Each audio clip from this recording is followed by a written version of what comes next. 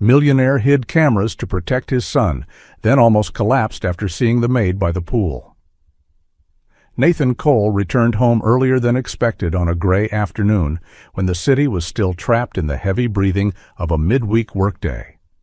His luxury car glided through the towering iron gates of the Cole estate, a place once praised as a symbol of power and success, but now resembling nothing more than a cold, lonely fortress, completely cut off from the outside world. According to schedule, Nathan should have been in the air by now, aboard his private jet bound for London to sign a deal worth hundreds of millions of dollars. Everything had been arranged with perfect precision, exactly the way he always controlled his life. But that morning, as he stepped onto the aircraft stairs, a sudden tightness seized his chest. It was not a heart attack, not an illness. It was a vague, heavy premonition, something he could not explain. Nathan turned around, ignored his assistant's stunned gaze, and ordered the pilot to cancel the flight. The mansion welcomed him with its familiar silence, a thick, suffocating silence, as if even the air itself were afraid to make a sound. The cold, white marble floors reflected the soft, golden lights. The towering walls were lined with priceless yet soulless artworks. Everything was perfect, immaculate, luxurious, and completely empty. It had been exactly 1 year since his wife died in a devastating accident. From that day on, Nathan Cole had died in a way as well. The man who once laughed loudly at parties, who once carried his son on his shoulders through the garden, had vanished. What remained was only a cold CEO, a name feared throughout the financial world, and a father who no longer knew what to do with his own child's pain. Lucas, his 1-year-old son, had not made a single sound since the accident. Doctors called it severe psychological trauma. Nathan called it a suspended sentence hanging over his head. This house, once filled with the laughter of a young family, now held nothing but the echo of footsteps along its endless corridors. Nathan removed his coat, loosened his tie, and placed his expensive leather briefcase on the stone table in the grand foyer. He expected nothing but absolute silence. In fact, he had grown accustomed to it. Silence allowed him to avoid facing what he had lost. Nathan Cole stood frozen in the vast foyer, as if taking even one more step might cause that sound to vanish, like a hallucination conjured by his exhausted mind. He held his breath and listened. The laughter came again, not loud, not prolonged, but clear enough, real enough to send a chill down his spine. It couldn't be real. For 12 months, Lucas had not laughed. He had not even made a single complete sound. Europe's finest doctors called it post-traumatic emotional shutdown. Nathan called it a sentence passed down to a father who had let the world collapse in front of his child. He slowly turned, his eyes sweeping across the silent ground floor. No staff, no nurse, no one in the foyer. Only that laughter, echoing from deeper within the house. The faint splashing of water blended with a young, fragile sound so pure it hurt to hear. The conservatory? Nathan's heart pounded so violently he could hear it in his ears. He began to walk, slow at first, then faster, down the long corridor of cold stone. His footsteps echoed evenly, but this time they were no longer the only sound in the mansion. The glass doors leading into the conservatory appeared before him. Natural light poured down through the glass ceiling, casting pale ribbons across the gray stone floor. And just as Nathan placed his hand on the doorframe, the laughter rang out again, clearer, more alive. His hand began to tremble. Nathan pushed the door open. The sight before him made his entire world stop turning. In the sun-filled conservatory, beside a natural stone fountain, a woman was kneeling on the floor.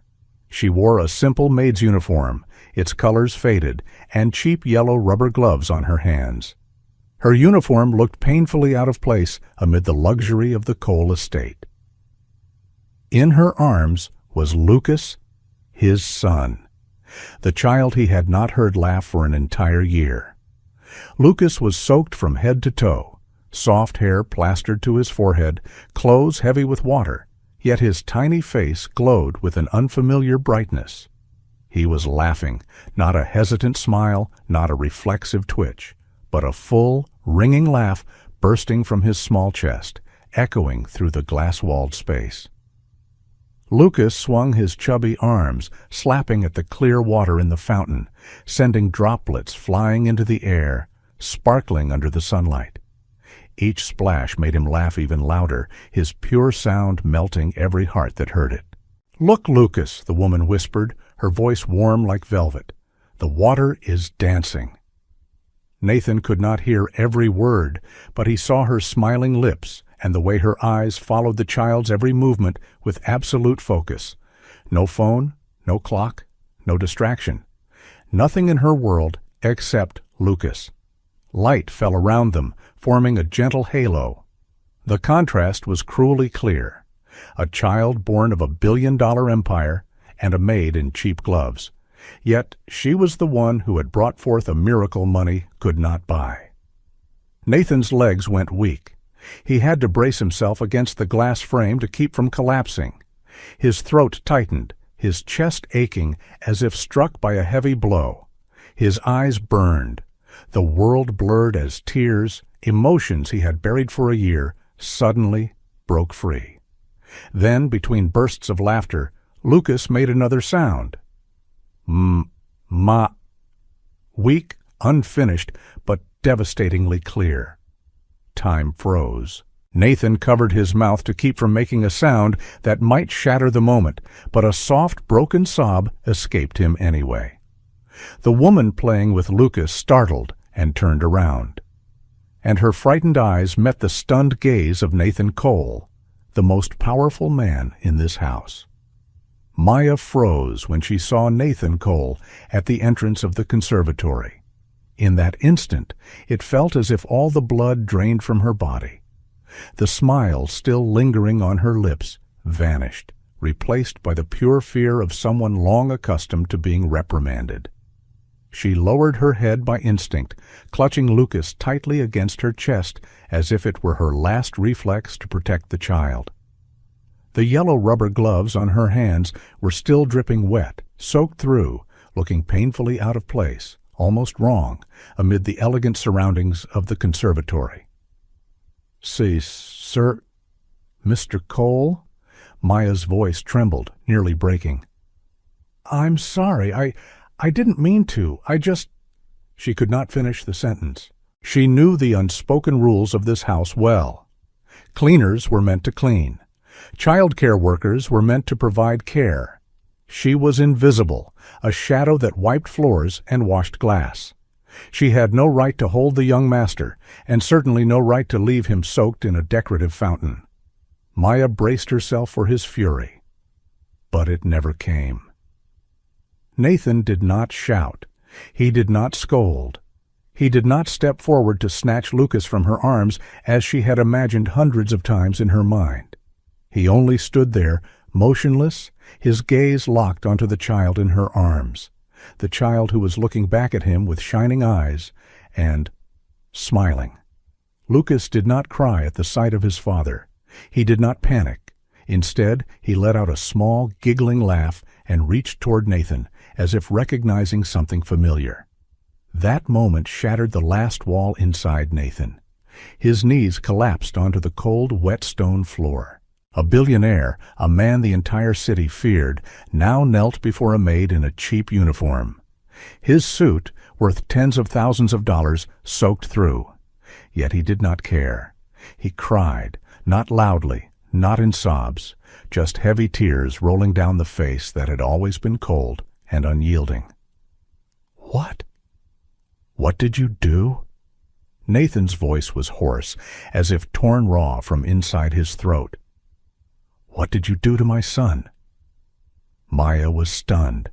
She had never seen her employer like this. To her, he had always been like a stone statue, tall, distant, emotionless. Now he knelt before her, his shoulders trembling, his eyes desperate, like a man clinging to the last piece of driftwood in a deep sea. I "I didn't do anything special, sir," Maya stammered. "He was placed in a safety chair in front of the television," she continued, her voice small but sincere. "They leave him like that for hours. But children don't need screens, sir.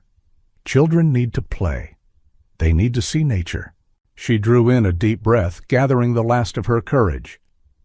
"So I carried him out here, let him touch the water, talked to him, looked into his eyes. That's all." Nathan looked around. Water scattered across the floor. The simple stone fountain. The cheap gloves. Everything was so foreign to his world, yet for the first time in a year he was seeing something real. "The doctors told me my son might never be the same again," Nathan said, his voice breaking. "They told me I had to accept that." Maya lifted her gaze to him. There was no pity in her eyes, no fear, only a steady gentleness. "Perhaps your son doesn't need to be fixed, sir," she said softly. "Perhaps he only needs to be loved." Lucas laughed again and reached out to pat Nathan's cheek as if agreeing. Nathan Cole rose slowly from the wet stone floor, but something in his posture had changed. The icy man was no longer the familiar CEO who lived by command and control. His eyes were still red, yet beneath the exhaustion lay a painful awakening. He looked back at the scene before him, Lucas in Maya's arms, his rare look of ease, water pooled across the floor, the old yellow rubber gloves, the cheap maid's uniform. By every standard of Nathan's life, all of it was out of place. Yet the bitter paradox was this. Together, they had created the most right moment he had experienced in an entire year. "Where is my son's nurse?" Nathan asked, his voice calm again, but sharp and cold, like a freshly honed blade. Maya flinched. She hesitated for a second, then answered softly. "Sir, Mrs. Carter is in the kitchen, drinking coffee. She said the child needs passive stimulation, so she placed him in front of the television." Nathan's jaw tightened. He turned and left the conservatory without another word. Minutes later, Mrs. Carter, the senior nurse with prestigious credentials and a salary others could only dream of, stood before him in the foyer. Nathan did not raise his voice. He did not need to. "You are paid to care for my son," he said slowly, "not to place him in front of a screen and call it therapy." Mrs. Carter stammered in defense, citing curricula, methods, and medical standards.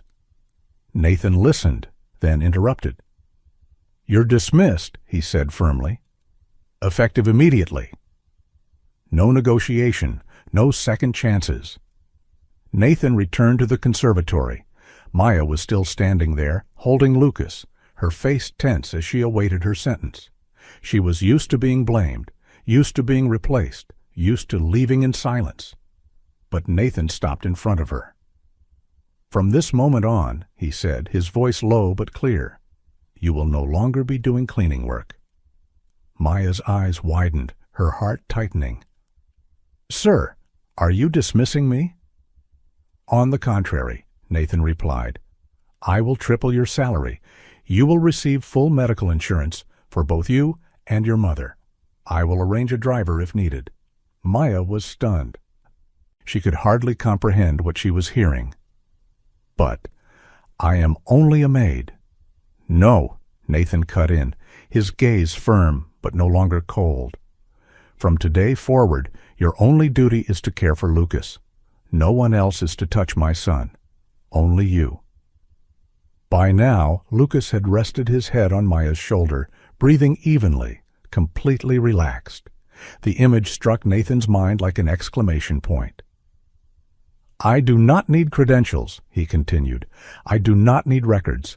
I need my son to laugh, and you are the only one who can make that happen." Maya felt her throat tighten. She lowered her head deeply, tears falling onto her gloves. "Yes, Mr. Cole," she whispered. The large glass doors of the conservatory burst open with a sharp click, shattering the fragile calm that had just been restored.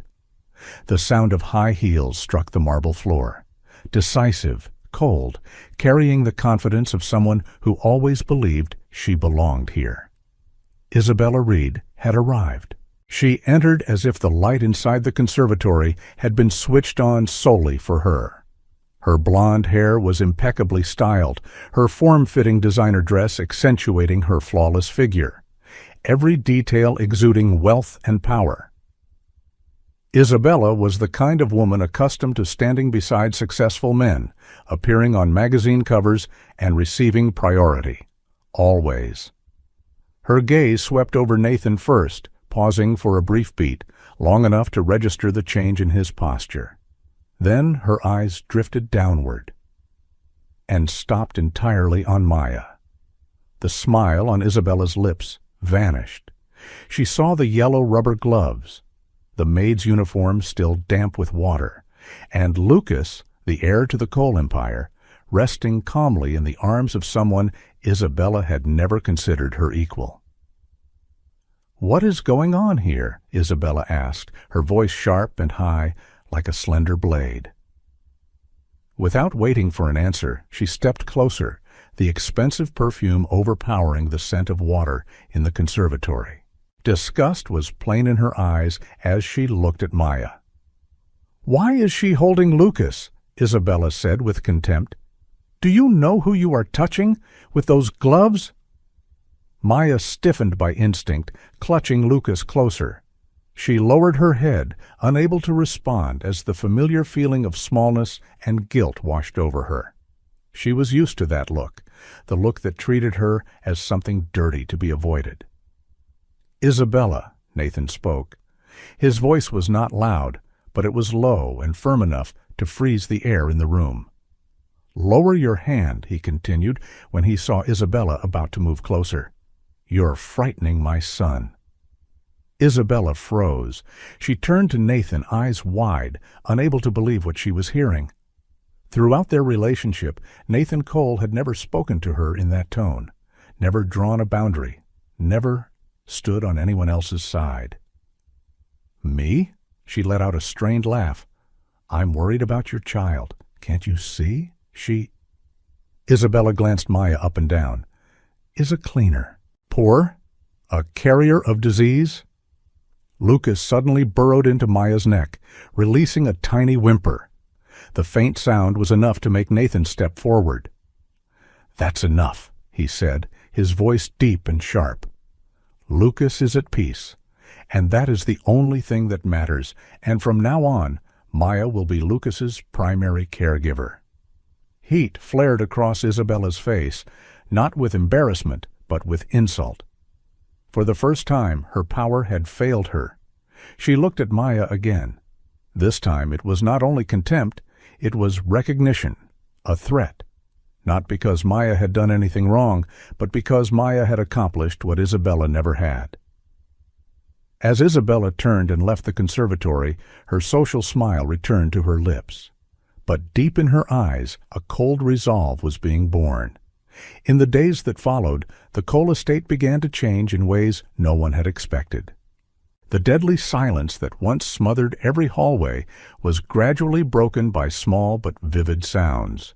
Lucas's unsteady footsteps on the carpet, the splash of water in plant basins when Maya let him touch the leaves. And sometimes, very rarely, but enough to make hearts tremble, a soft, fragile laugh echoing through spaces that had once known only the ticking of clocks. Maya hardly left Lucas's side. She imposed no rigid schedules, forced nothing. She let him touch soil, water, and the morning sunlight pouring through the tall windows. She spoke to Lucas as she would to a whole human being, not as a case. Nathan observed everything from a distance. He began lingering longer at the breakfast table. The tablet filled with financial reports lay forgotten at his side while he watched Maya patiently feed Lucas, spoon by spoon, making silly faces that coaxed laughter from the boy. Those moments were brief, but they were enough to carve small cracks into the thick ice encasing his heart. And those cracks did not escape Isabella's notice. From the second-floor balcony, Isabella gazed down into the garden through decorative binoculars, an idle accessory for a woman of high society. She saw Maya sitting on the grass, her simple fabric dress stained with a few streaks of dirt, while Lucas toddled toward her, laughing each time he fell into familiar arms. Isabella gripped the binoculars until her knuckles turned white. It was not the sight of childcare that unsettled her. It was the way Nathan stood nearby, hands in his pockets, his gaze softening as he watched the two of them. It was the look Isabella had tried to earn for years, through perfection, status, and control, and had never once succeeded. At breakfast that morning, Isabella had seen something that made her stomach tighten. Nathan smiled, not the polished smile he gave the press, not the detached smile he wore at formal gatherings, but a real smile, brief, fleeting, yet entirely meant for Maya when she accidentally dropped a spoon and flushed with apology. An invisible thread was tightening between them. Isabella lowered the binoculars, her lips pressed into a thin line. She did not allow herself to grow angry. Anger was for the weak. Instead, in her mind, the gears began to turn. Maya was only a temporary error, and every error could be eliminated. Isabella turned away from the balcony, her gaze cold as steel. She now knew exactly what she had to do. The seed of jealousy had been planted, and it was waiting for the day it would sprout into poison.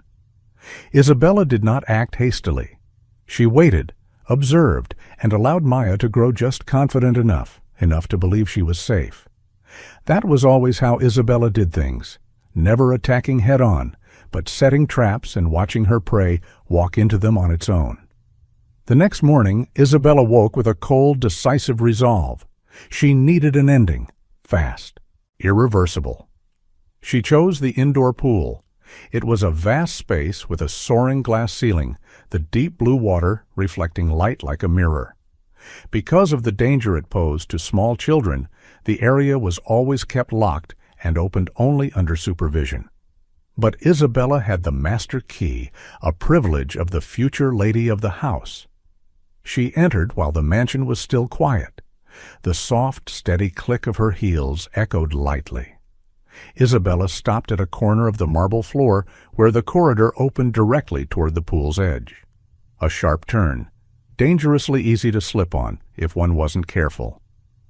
From the pocket of her robe, Isabella took out a small, transparent bottle. Industrial cleaning gel. The thick, colorless liquid became nearly invisible when poured onto damp stone. Isabella crouched down, carefully pouring out just enough, then spreading it thin with the tip of her shoe.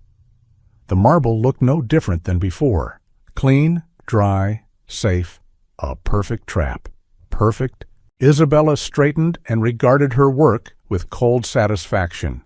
She knew Maya. That woman always put Lucas before reason.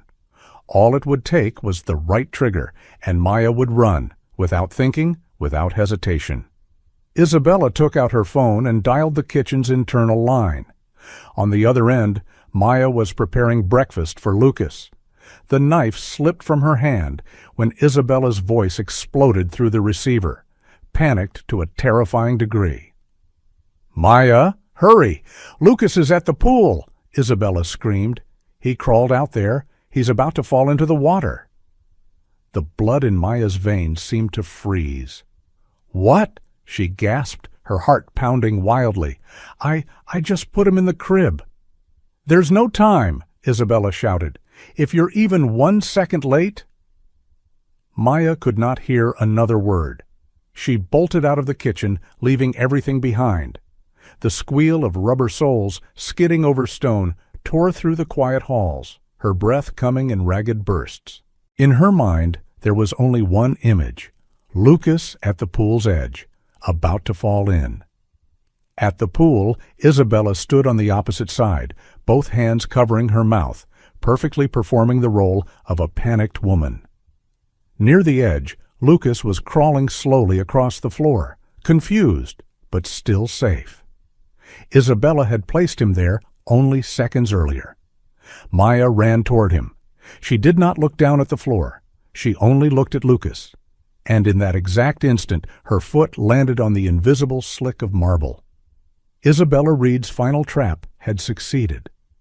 Maya realized something was wrong only when her right foot slid away as if she had stepped onto ice. It wasn't water. There was no familiar splash, just an unnatural, cold slickness spreading rapidly beneath her sole. Too late. Her body completely lost balance. Her legs flew upward as gravity hurled her backward in an uncontrollable arc. Everything happened in less than a second, yet in that instant, time seemed to tear apart into slow, fragmented pieces. Before Maya's eyes was not the soaring glass ceiling. It was Lucas. He was right there, too close to the pool's edge, too fragile. If she fell with the momentum of her body, she would slide straight forward, collide with Lucas, and that impact would be enough to send the child into the deep, freezing water behind him. Instinct rose faster than fear. Maya did not throw her hands out to protect her head. She did not curl inward to save herself. Instead, she twisted her entire body in a near-reflexive motion, using her shoulder and back to redirect the fall, forcing her body sideways, away from Lucas. "Careful!" she cried, her voice slicing through the air. The next sound was dry and horrific. Crack! Maya's head slammed violently into the marble edge of the decorative pool step. The brutal impact was strong enough to plunge everything into darkness in a blink. Her body fell heavily onto the floor, motionless. Lucas dropped into a seated position on the dry stone, pushed back a few dozen centimeters by Maya's final movement, just enough to pull him away from the pool's edge. He stared at the unmoving woman before him, eyes wide with fear. Ma?" Lucas babbled. There was no answer. A bright red stream of blood began to spread from beneath Maya's head, flowing across the white stone floor, mixing with the invisible gel that still lingered there. Her chest rose and fell faintly, so faint it was almost impossible to see. Across the pool, Isabella slowly lowered her hands from her mouth. The fake panic vanished, revealing a cold, calculating gaze. She had not expected so much blood. She had not expected Maya to be so badly injured. But the result was still what she wanted. "Stupid woman," Isabella muttered softly, so quietly only she could hear. She walked around the slick area, carefully avoiding the gel, then bent down and lifted Lucas into her arms. The child began to cry loudly, reaching back toward the motionless body on the floor. "Shh, shh," Isabella said quickly, her voice already shifting into practiced concern. "She was so careless, she almost got you killed." She pulled out her phone, preparing to call emergency services, already rehearsing the story she would tell. Maya panicked, ran into the pool area, slipped out of carelessness. A tragic accident, an unforgivable negligence. The wail of the ambulance siren tore through the quiet noon, echoing across the grounds of the Cole estate like a sentence being pronounced. When Nathan rushed into the pool area, the sight before him made the blood in his veins seem to freeze. Maya lay motionless on the stone floor, her dark hair matted with blood, her face terrifyingly pale. A vivid red stain spread across the white marble, creating a cruel contrast. Nathan dropped to his knees beside her, not caring that his expensive suit was soaking in blood. "Maya? Maya, look at me," he pleaded, his voice trembling as he cradled her face. "Please, don't fall asleep." Isabella stood behind him, holding Lucas, her voice shaking with panic. She ran in here like a mad woman and slipped. I tried to stop her, but I was too late." Nathan did not answer. His eyes were locked on Maya, searching desperately for any sign of life. When he saw her chest rise faintly, he exhaled as if his own breath had been returned to him. Paramedics quickly lifted Maya onto a stretcher. "Severe head trauma," one of them called out. "We need to transport her immediately." Nathan followed closely, gripping Maya's hand until the ambulance doors slammed shut. In that moment, Lucas suddenly burst into hysterical crying in Isabella's arms, reaching toward the vehicle. "Mama!" the child screamed, his voice hoarse with fear. Nathan turned back, looked at his son, then looked at Isabella. For the first time, blind trust was gone from his eyes. Only heavy suspicion remained. St. Mary's private hospital blazed with cold white light. Maya was rushed straight into surgery. Nathan collapsed onto a plastic chair in the corridor, elbows on his knees, hands trembling. Time dragged on with brutal slowness. Isabella sat beside him, flawless and spotless. "What a tragedy," she whispered. "At least Lucas is safe." Nathan did not reply. 2 hours later, the operating room doors opened. The chief surgeon, a middle-aged man with tired eyes, stepped out. "She's out of immediate danger," he said. "Severe concussion, multiple stitches, but no permanent brain damage. She needs monitoring." Nathan closed his eyes and let out a shaking breath. "May I see her?" "Not yet, but—" The doctor hesitated, lowering his voice. "There's something I need to tell you." He led Nathan aside. During the full-body exam to rule out other injuries, we found numerous old marks on her body. Scars on her back, healed cigarette burns on her arms, ribs that show signs of having been fractured and improperly treated. Nathan was stunned. "These injuries are not from accidents," the doctor said slowly. "They indicate a prolonged history of abuse." A few steps away, Isabella overheard fragments of the conversation. Her brow furrowed, lips pressed tight. Nathan felt his throat constrict. The image of Maya, gentle, patient, crashed into his mind. That night, while Maya remained unconscious in the recovery room, Nathan Cole sat alone in the hospital waiting area. Lucas had been taken by his grandmother for care. The world seemed to pause, leaving only Nathan and the questions relentlessly pounding in his mind. Maya was not careless. She had not run blindly, and she would never place his child in danger. The final images at the pool replayed in Nathan's mind like slow-motion film. The bloodstain, Maya's body twisted to one side, and the detail he could not ignore. The marble floor had been completely dry, yet unnaturally slick. Near midnight, Nathan's phone vibrated. "Sir," came the voice of Mr. Harris, head of security, on the other end of the line.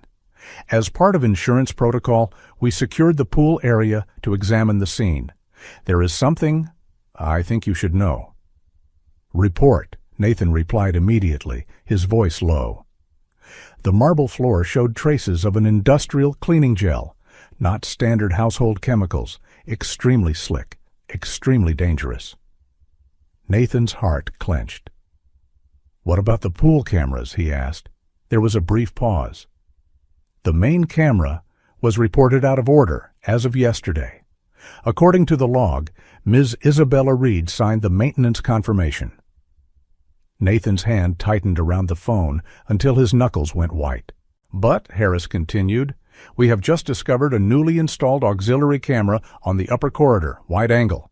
It doesn't face the pool directly, but it reflects through the balcony glass." Nathan sprang to his feet. "Send it to me immediately." 10 minutes later, inside the hospital's security room, Nathan opened the encrypted video file. The initial image was blurry and noisy, just a reflection of light on glass. But as the digital enhancement sharpened the image, a familiar silhouette emerged. Isabella. Nathan could clearly see the light-colored dress, the neatly tied blonde hair. She bent down at the exact spot where Maya had slipped. A very familiar motion, pouring a liquid onto the floor. Then she straightened, glanced around, and smiled. A brief smile. Cold, not meant for anyone. The footage continued.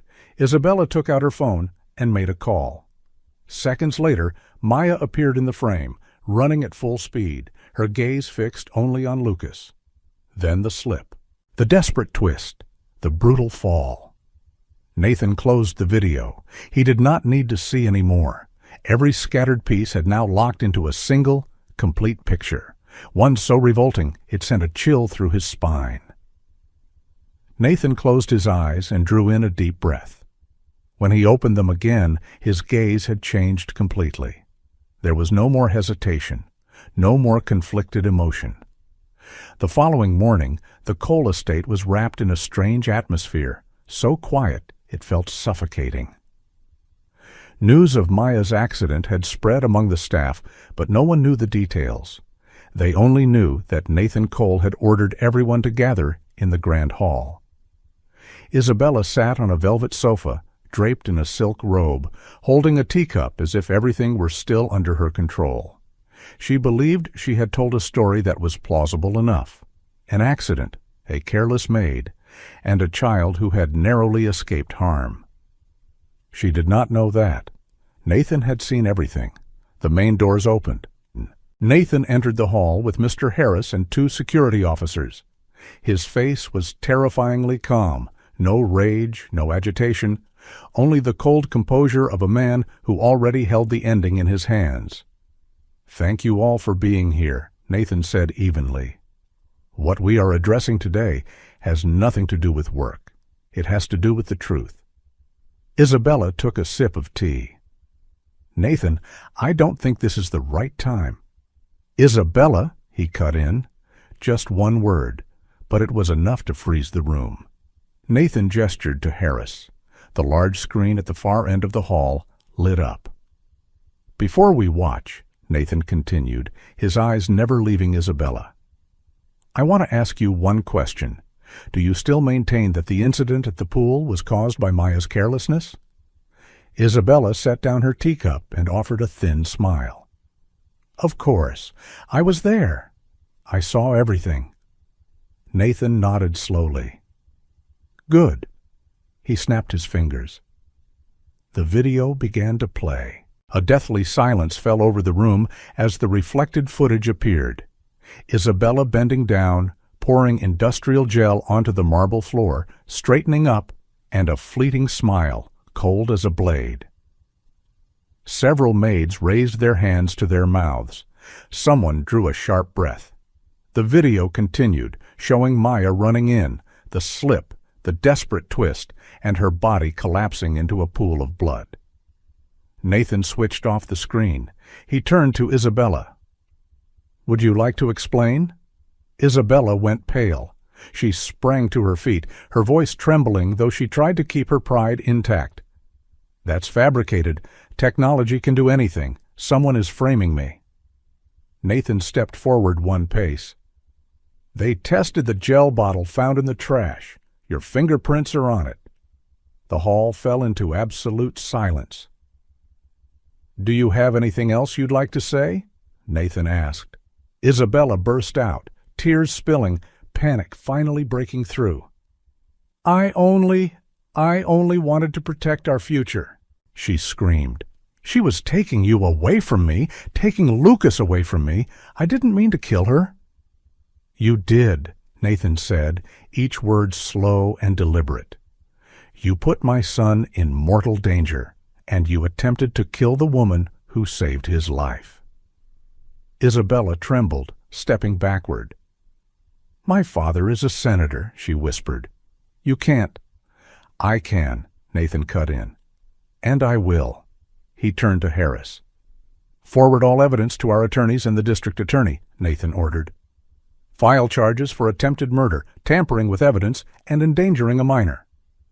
The 2 guards stepped forward. Isabella screamed and struggled as she was dragged toward the doors. "Nathan, I love you!" Nathan did not look at her. He went straight upstairs to the room where his son Lucas was sleeping. He bent down and gently kissed his son's forehead. Hospital room 304 was bathed in the gentle light of late afternoon. The heart monitor released steady, rhythmic beeps, quiet confirmations that Maya was still holding on to this world. She lay there, fragile, her head wrapped in white bandages, her face pale, yet more peaceful than in the days before. Soft white light filtered through her half-closed lashes, making her frown faintly. Her head throbbed dully, heavy, as if someone had placed a cold stone upon her forehead. She shifted slightly. A sharp pain ran from her temple down her neck, drawing a soft groan from her lips. "Maya?" A familiar, low voice sounded very close. She slowly opened her eyes. Nathan was sitting beside her bed, not the image of a cold employer in a flawless suit. His shirt was wrinkled, his hands clasped tightly together, dark circles etched beneath his eyes, the marks of a man who had gone without sleep for many nights. "You're awake," he said softly, as if afraid of shattering the fragile moment.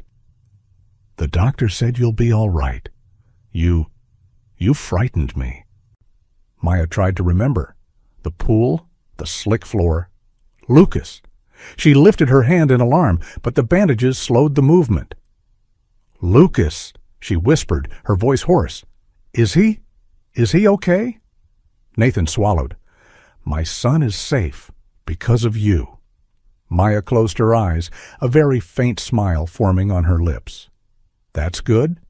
That simple gesture, the pure relief, made Nathan's heart tighten. "Isabella has been removed from the house," he continued. "All evidence has been secured. She will never come back to harm you or Lucas." Maya turned her face away, taking a slow breath. I just hope it all ends here. I don't want any more trouble." Nathan nodded. "I promise." 2 days later, Maya was discharged from the hospital. The car did not turn into the staff entrance. It stopped at the main gates of the Cole estate. Maya stepped out in disbelief.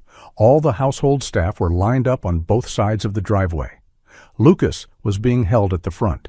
When he saw her, he burst into laughter and toddled forward, unsteady but determined. Maya dropped to her knees and pulled him into her arms, tears streaming freely down her face. Nathan stood behind her. His voice rang out clearly, meant for everyone to hear. "From today on, Maya Reyes is no longer an employee in this house. She is my partner in raising my son, and she is family." No one objected. 6 months later. The Cole estate was no longer a cold fortress. Laughter echoed through the garden. Lucas ran barefoot across the grass, calling Mama as naturally as breathing. Maya stood there in a simple dress, no rubber gloves, no lowered gaze. Nathan approached, holding a small velvet box in his hand. He knelt down, just like before, in water, in tears, but this time in sunlight. "Maya," he said softly, "you didn't save me with miracles. You saved me with your heart. If you'll allow me, I want to spend the rest of my life becoming worthy of that." Maya looked at Lucas, then at the man who had learned how to love from ruin. "Yes," she whispered. Lucas clapped his hands, laughing brightly. And for the first time in many, many years, the Cole estate truly became a home.